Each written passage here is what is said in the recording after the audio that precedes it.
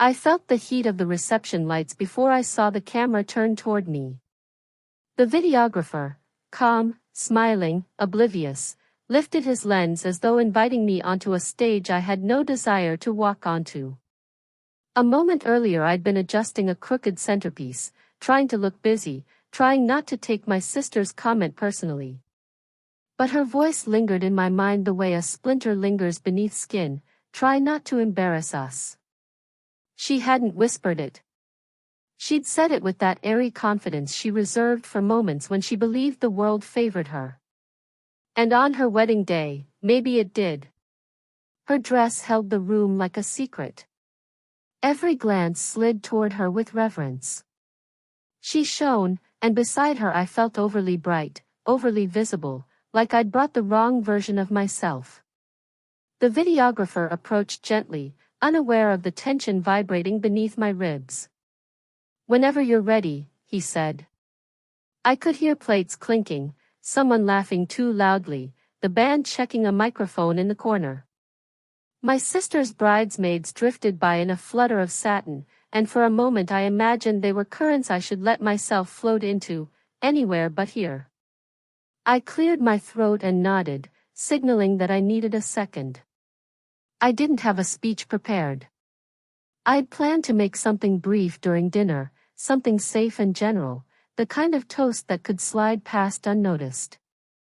But apparently my family had arranged for individual messages to be recorded for the wedding video. My mother had taken her turn with a trembling voice. My father had spoken with the gravity of someone promising to guard an entire kingdom. Then it was my turn, the sister with the spotty history, the uneven temperament, the one who'd been asked to stay quiet more times than she could remember. I could still see my sister's expression when she brushed past me before the ceremony, adjusting her veil as she murmured that warning. She hadn't looked angry, just inconvenienced, like I was a hazard she hoped to manage discreetly. I knew what she was thinking, the argument we'd had months before, the one we never fully resolved, the way I'd stepped away from the family group chat for a while, the nights she'd told others I was going through something, though she never asked what that something actually was. The videographer lifted the camera again, and this time I didn't ask for another pause. I didn't want to humiliate myself by hesitating. I didn't want her to think I was fragile. The lens focused, a small blinking light beginning its steady pulse, and I inhaled in a way that felt like stepping out of my own shadow. "I'm honored to be here," I began. My voice sounded unfamiliar, like it had traveled a long distance before reaching me. When we were younger, my sister used to insist on rehearsing every moment before it happened.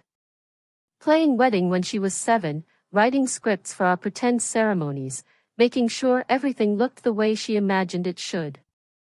A few people nearby slowed their steps, listening.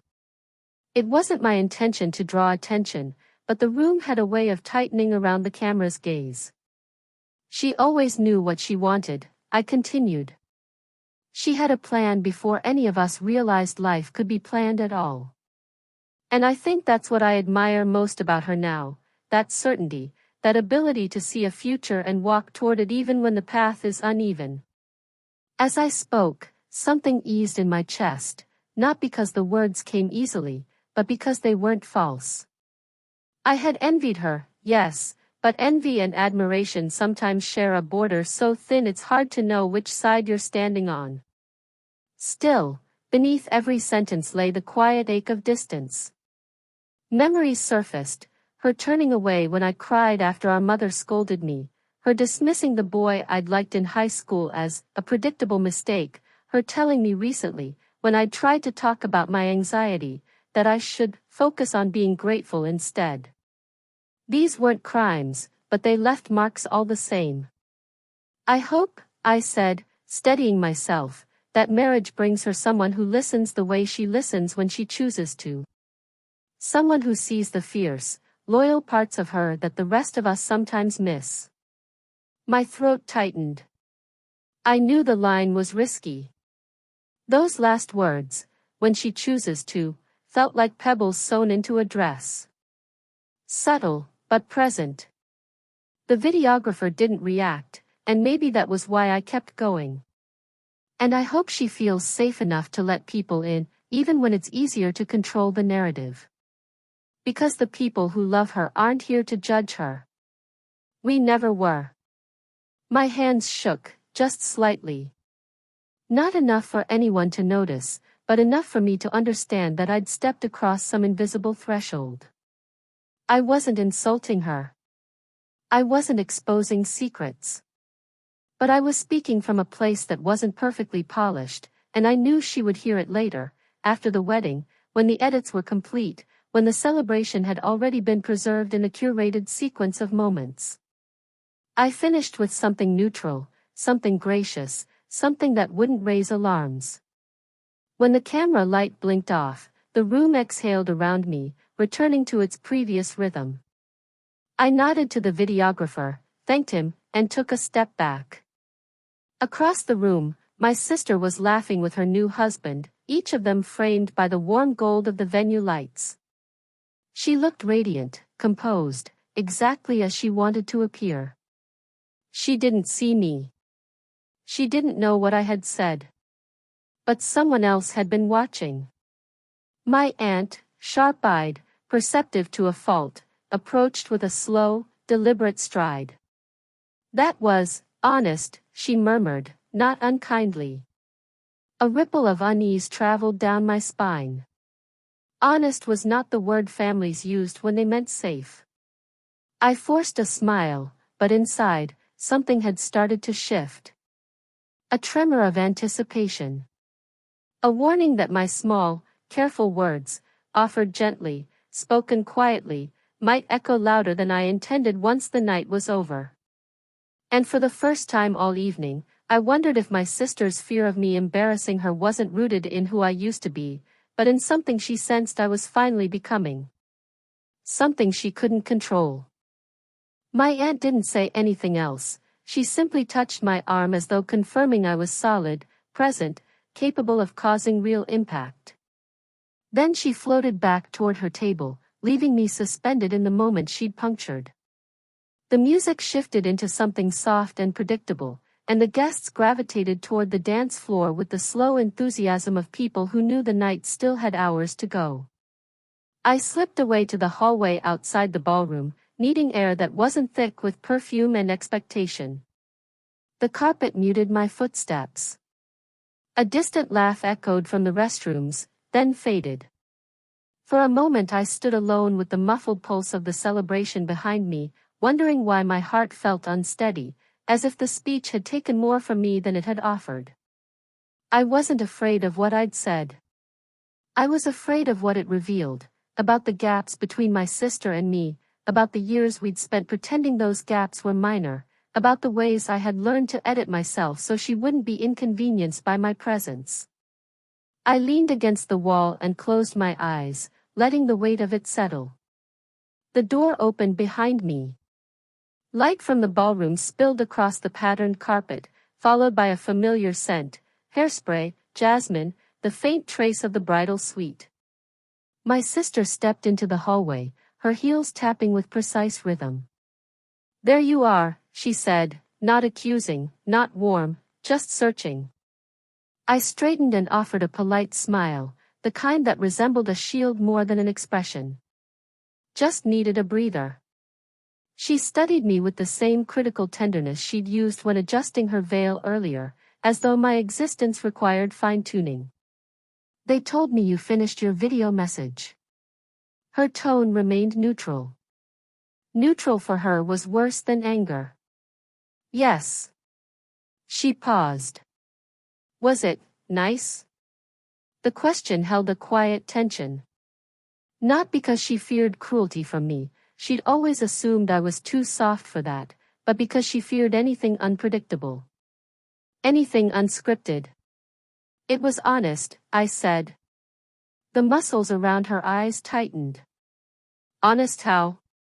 I could have lied, softened, reassured her. But something in me resisted the old choreography. "You'll see it when the video comes out." Her breath caught in the smallest way, barely visible. You didn't make this about you, did you? That sentence landed sharply, dredging up years of unspoken expectation. I felt an old bruise forming beneath it. No, I said. I didn't. Before she could respond, her husband appeared in the doorway, flushed from dancing. He wrapped an arm around her waist with easy affection, unaware of the delicate fracture forming between us. Come on, he said lightly, they're about to start the garter toss. She hesitated, caught between duty and worry. Then she whispered, almost too quietly, please don't cause tension tonight. Not tonight. The words were gentle, but they cleaved something inside me. Not because they were harsh, but because they were familiar, an echo of every moment she'd treated me like a variable to manage rather than a person to trust. I'm not causing anything, I said softly. Her husband didn't notice the chill beneath our words. He tugged her playfully, and she followed him back into the warm light of the ballroom. I watched them go, then inhaled slowly, letting the air stretch the tightness in my chest. I stayed in the hallway longer than necessary. I looked at the gold-framed photos lining the wall, couples smiling in curated bliss, families holding infants, groups of friends frozen in moments of uncomplicated joy. All the things that had always seemed so easily accessible to everyone else. When I returned to the reception, the dance floor was crowded. My parents had joined some distant cousins in a circle, clapping offbeat but enthusiastically. The photographer was weaving between tables, capturing candid shots. My sister glanced at me once from across the room, her expression unreadable, then turned away before I could interpret it. Dinner had long passed, and the staff was clearing plates. I found my seat again, though I felt like a guest at the edges of my own family. My aunt sat down beside me uninvited, the hem of her dress swaying like a deliberate punctuation.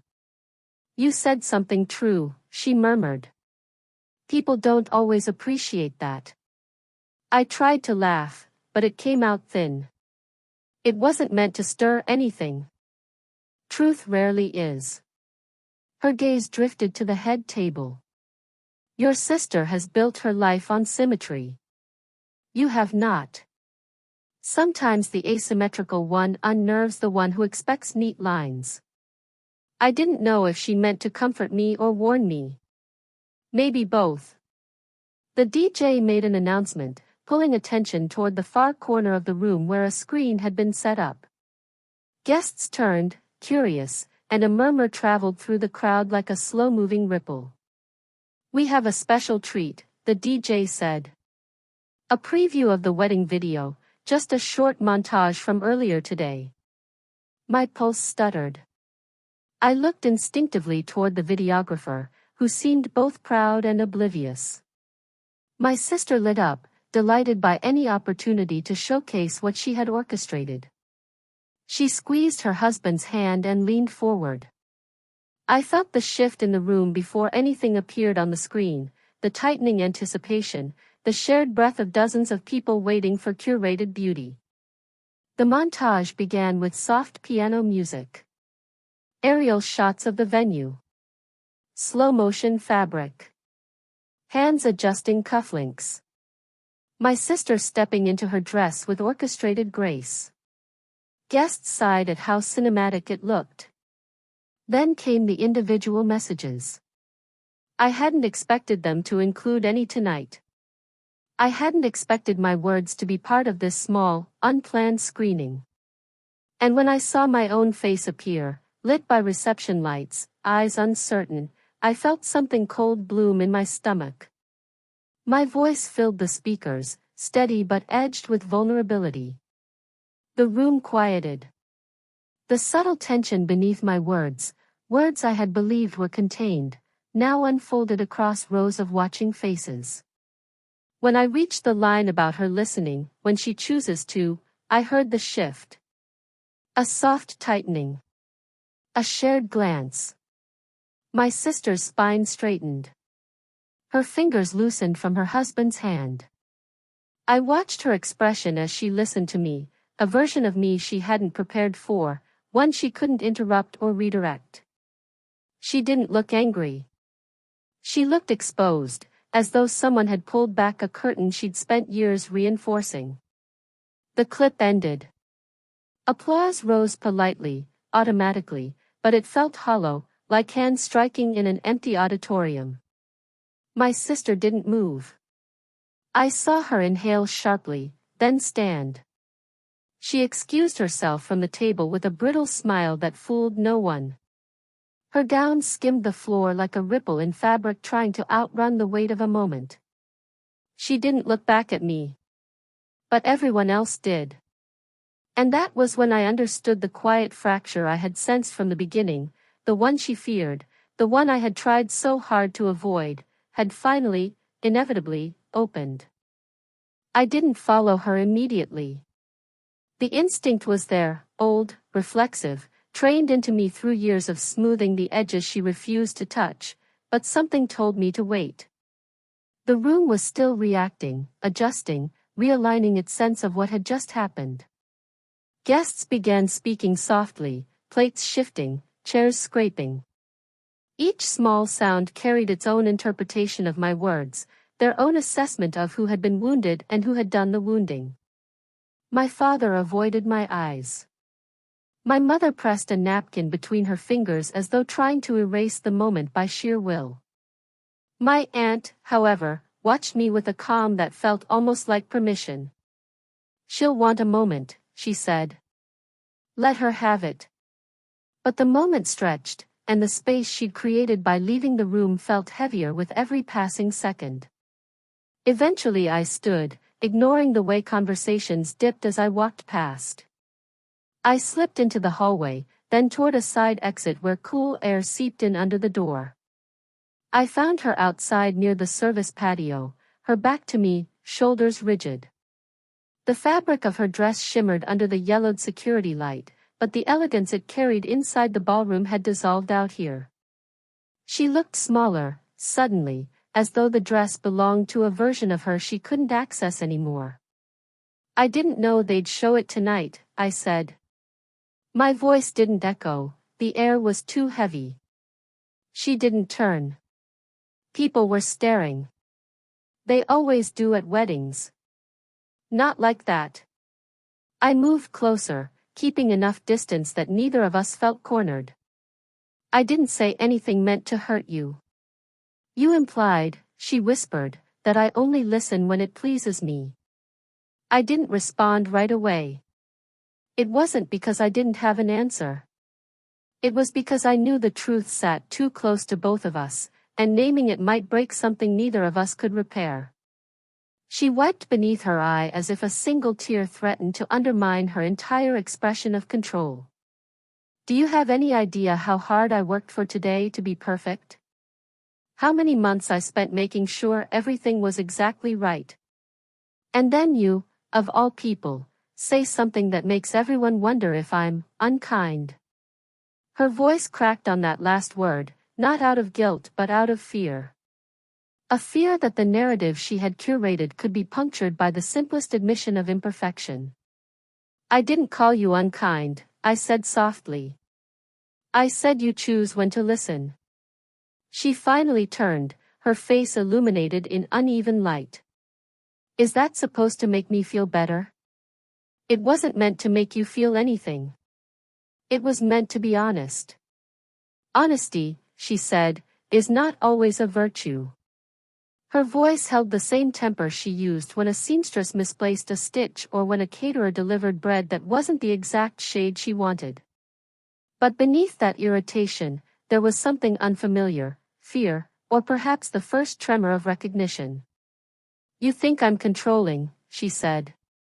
"I think you're afraid of disorder," I replied. She stared at me as though I'd peeled back a layer she'd never given me permission to see. For a moment I thought she would explode into anger, but instead she exhaled, long and unsteady, and looked toward the darkened lawn. "Do you know why I said that earlier?" she asked. "About not embarrassing us?" I nodded once.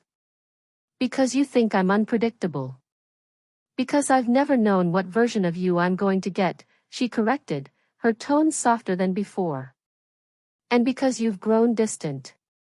And because every time I asked if you were okay, you said you were fine and then disappeared again. I didn't know how to talk to you anymore. I still don't. The admission didn't heal anything, but it placed a piece of truth between us, one we both had avoided acknowledging. I didn't disappear, I said. I stepped back because it felt like there wasn't room for me. Not unless I fit the shape you'd already made. She folded her arms, but not defensively, more like she was holding herself together. I didn't realize you felt that. I believed her. That was the unsettling part. We stood in silence. A door clicked open somewhere behind us, letting out a burst of music before shutting again. The world we'd stepped out of continued spinning without us. I don't want people thinking you're the villain of your own wedding video, I said. If you want, I'll ask the videographer to cut my part. Her chin lifted slightly, habit, instinct, but the deflection never came. Instead she looked down at her shoes, the hem of her dress brushing the concrete. No, she said. Leave it. That surprised me. Are you sure? She nodded. If it's how you see me, maybe I should know that. Maybe others should, too. It wasn't resentment. It wasn't surrender. It was something closer to recognition, a slow acceptance that stories don't stay symmetrical just because someone wants them to. I don't want to be painted as a problem, she added. But I also don't want to keep pretending everything has always been perfect between us. The words felt like a hand reaching across a chasm neither of us had known how to cross. I stepped closer, cautious, steady. I love you, I said. Even when it's hard. Even when I'm not sure where we fit. She didn't answer right away. When she finally spoke, her voice was quieter than the night around us. Then give me time to understand you. And I'll try to stop expecting you to be curated. A small laugh escaped me, not mocking but relieved. That's a start. She exhaled, the tension leaving her in a visible wave. Will you come back inside with me? If you want me there. I do, she said. Even if I don't always show it.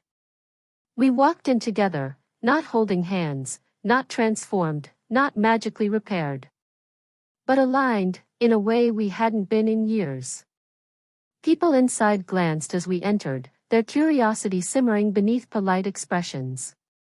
My sister didn't shrink under their stares this time. She moved with quiet certainty, less concerned with perfection, more anchored in something real.